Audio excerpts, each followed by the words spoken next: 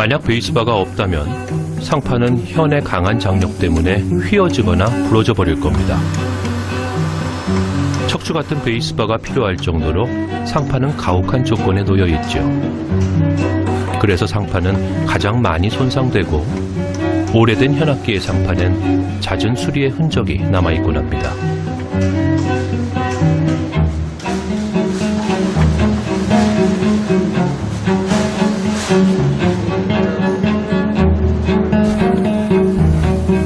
상판의 작업이 마무리돼 가네요. 현악기의 소리를 되찾기 위한 첫 번째 조건이 갖춰져 가고 있습니다. 이제 바이올린과는 전혀 다른 방식으로 현을 떨리게 하는 악기로 옮겨가 보겠습니다.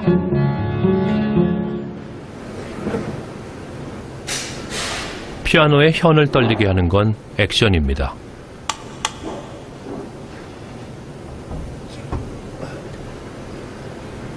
이것이 바로 액션이죠. 건반에서부터 해머까지를 포함한 기계장치입니다. 현을 진동시키는 피아노의 심장이지요. 피아노를 땅 치고서 해머가 현을 때리는 순간, 분명히 현을 때리기 때문에 소리가 나기 때문에 해머가 때리는 순간을 보려고 그 젊었을 때 밝은 눈 가지고 부릅뜨고 쳐다봤는데 해머가 현을 때리는 순간이 보이질 않아요. 분명히 때려 소리가 나는데 한참을 들여다보도 안 보여요. 정말 나중에 뒤늦게 안 사실이지만 그 짧은 순간에 한순간에 그 액션 속에 복잡한 기능이 한 포인트로 연결돼 버리는 거거든요. 그러니까는 굉장히 짧은 찰나의 순간을 피아니스트들은 그걸 느껴요.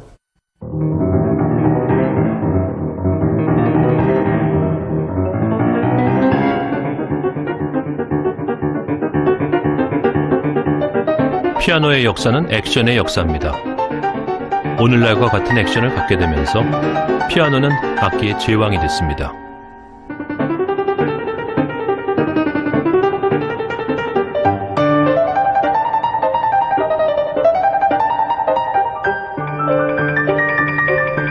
액션은 작은 힘으로도 현을 강력하게 때릴 수 있게 합니다. 그리고 연주자의 의도에 정교하게 반응하죠. 액션이 발달하면서 현을 점점 더 세게 때릴 수 있었고 그에 따라 피아노 현의 장력을 더 높일 수 있었습니다. 소리는 점점 더 크고 맑아졌지요. 물론 처음부터 이런 기술이 가능했던 건 아닙니다.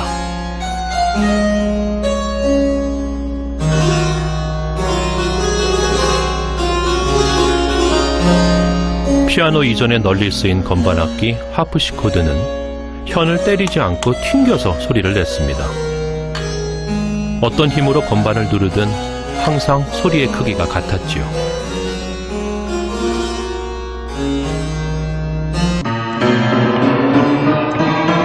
현을 튕기지 않고 때리는 방식은 그 이후에 개발됐습니다. 오늘날 피아노의 액션은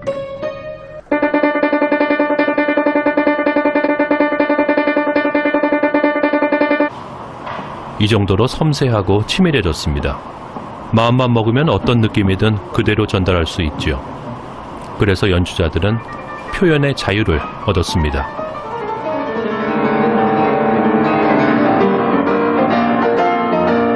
피아노의 액션은 말을 아주 잘 듣습니다. 복잡한 곡도 오차없이 연주해낼 수 있고 천둥처럼 큰 소리부터 숨결같이 작은 소리까지 만들어냅니다.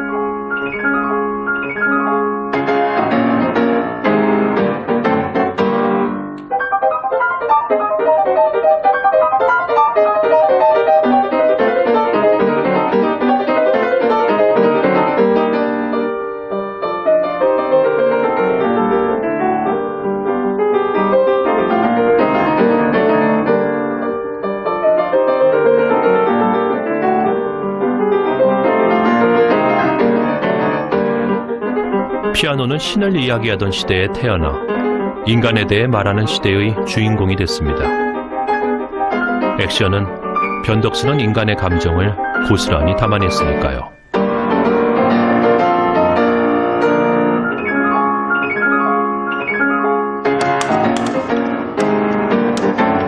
두 2대의 피아노에 달린 176개의 액션. 그 하나하나를 수리하고 교체하는데 4명의 장인들이 더 동원됐죠. 나흘이 지나도록 액션 작업은 끝나지 않고 있습니다.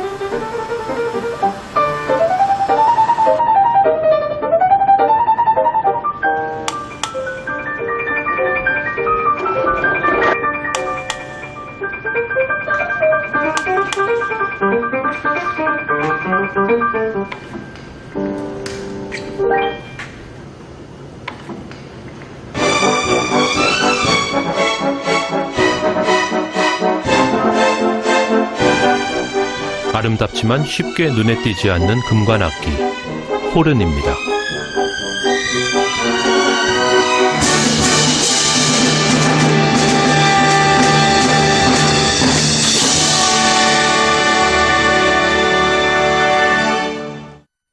다리가 되는 악기라고 보시면 돼요. 왜냐하면 소리 자체가 모호한 소리를 내요. 그러니까 예를 들어 트럼펫처럼 화려하고 그런 어떤 금관적 악기 같은 소리를 내는 것도 아니고 차가운 트럼펫 소리하고 현악기 소리하고 부딪히고 있는 가운데 호른이 중간에 들어가면 정말 융합이 잘 되거든요. 그런 악기예요, 호른은. 모차르트도 굉장히 좋아했던 악기고요. 이 입술의 떨림이 호른 소리의 시작이죠.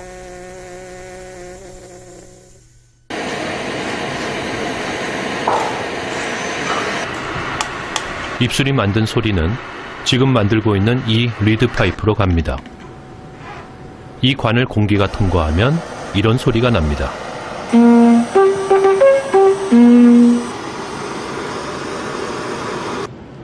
그런데 호른의 관은 점점 넓어지는 모양을 하고 있습니다.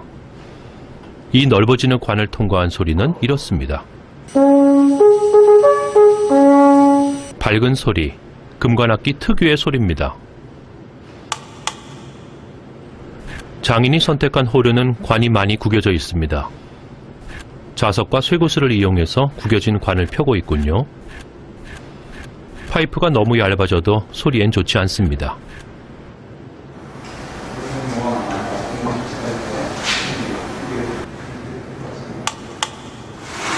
벨입니다. 활짝 핀 꽃 모양이죠. 벨의 모양도 금관악기의 특성을 더 강하게 해줍니다. 다시 한번 들어보시죠.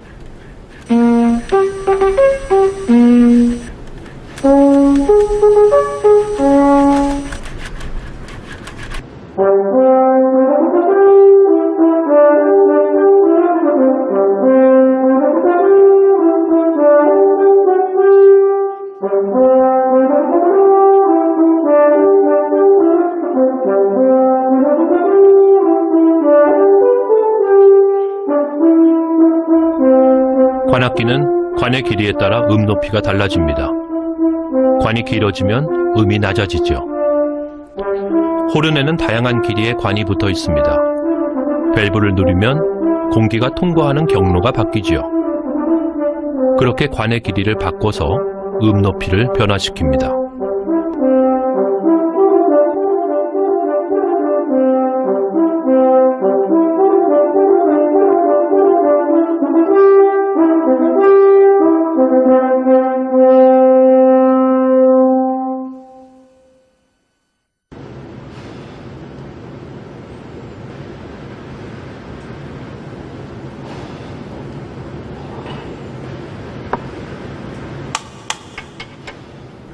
밸브 시스템이 개발되기 전에는 길이가 다른 관을 여러 개 들고 다닐 수밖에 없었습니다.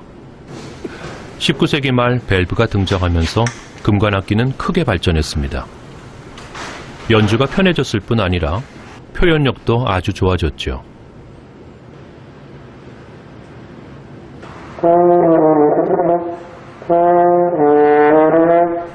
작곡가들은 그 소리를 극적으로 활용하기 시작했습니다.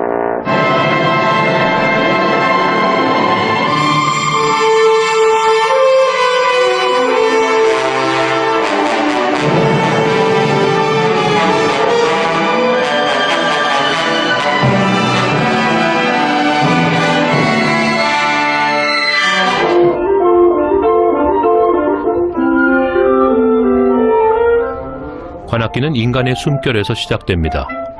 그래서인지 사람의 감정을 직설적으로 드러낼 때가 많지요.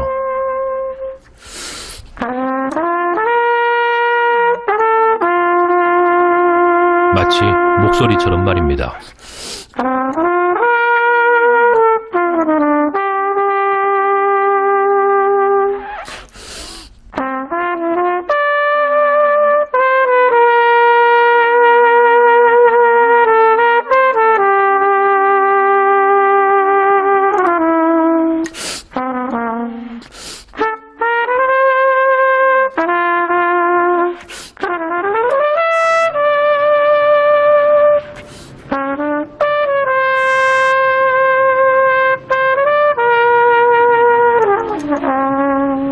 악기들의 진동을 되찾아주기 위한 작업이 막바지에 이르렀습니다. 악기들은 비로소 소리를 만들어낼 수 있을 겁니다.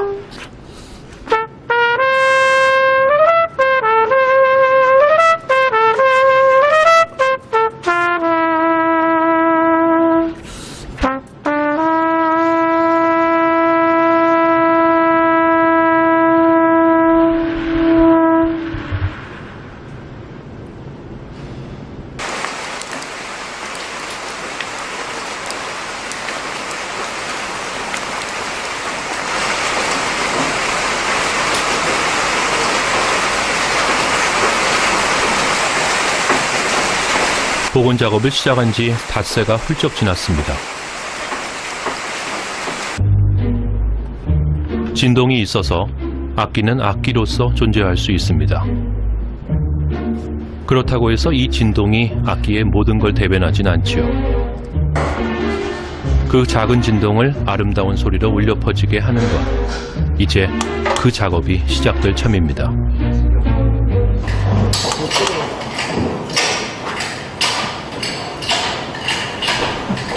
피아노의 철골을 드러내면 넓은 나무판이 감춰져 있습니다.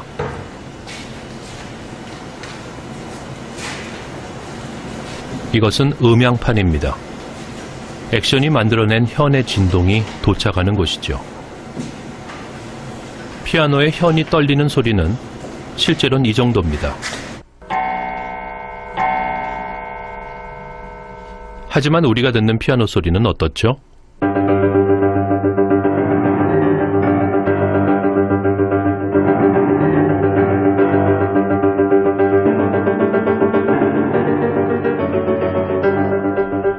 피아노의 혀는 진동을 브릿지에 전달합니다. 브릿지는 음향판에 단단히 붙어 있죠. 그래서 음향판 전체가 울리게 됩니다. 우리가 듣는 피아노 소리는 현이 떨리는 소리가 아니라 음향판이 울려서 내는 소리입니다. 피아노 현이 울리기까지의 과정을 진동이라고 한다면 그 진동이 음향판을 울리는 과정은 공명이라고 할 수 있습니다.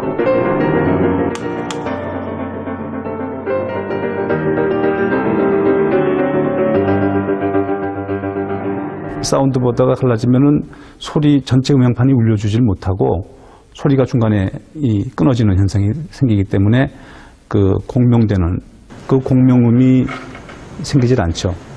많이 타격이 오죠. 이 공명을 통해 피아노는 비로소 피아노 소리를 내게 됩니다. 그래서 음향판의 수리가 아주 중요한 것이죠.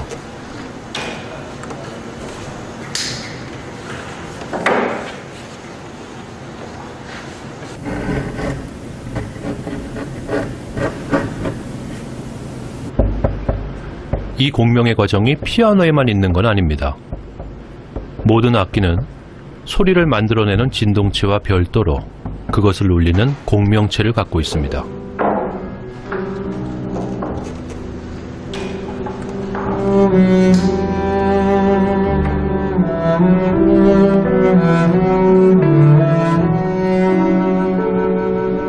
지금 바이올린 장인이 커다란 패치를 붙이고 있습니다. 이 위치는 공명과 관련해서 아주 중요한 곳이죠.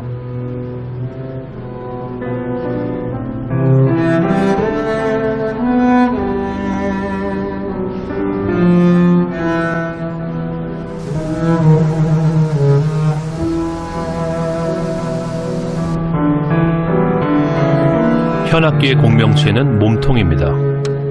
몸통의 울림은 현의 진동을 넘겨받은 상판에서 시작되죠.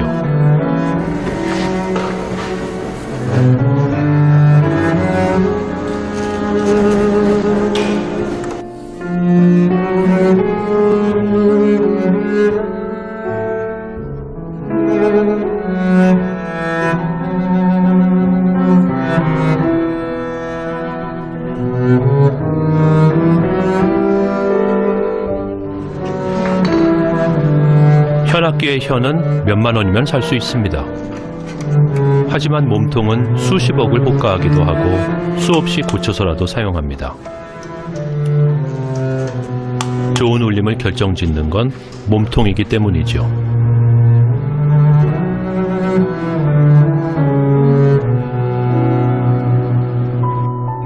바이올린의 공명 과정을 볼까요? 현이 만들어낸 상판의 진동. 이 진동은 이 기둥 모양의 나무 부품을 통해 아래판에 전달됩니다. 결국 몸통 전체가 울리면서 공명음이 만들어지는 것이죠.